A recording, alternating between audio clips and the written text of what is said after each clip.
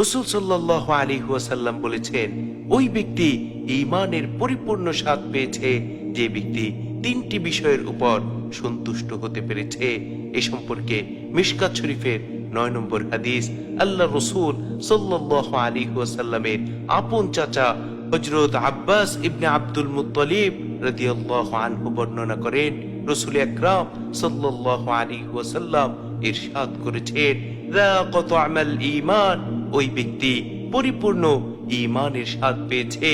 মান রাদিয়া বিল্লাহি রাব্বা, যে ব্যক্তি আল্লাহ সুবহানাহু ওয়া তাআলাকে প্রতিপালক হিসেবে রব হিসেবে পেয়ে সন্তুষ্ট হয়েছে, ওয়াবিল ইসলামি দীনা, এবং ইসলামকে দিন হিসেবে ধর্ম হিসেবে পেয়ে সন্তুষ্ট হয়েছে, ওয়াবি মুহাম্মাদিন সাল্লাল্লাহু আলাইহি ওয়াসাল্লাম রাসূলা, এবং রাসূল আকরাম সাল্লাল্লাহু আলাইহি ওয়াসাল্লামকে রাসূল হিসেবে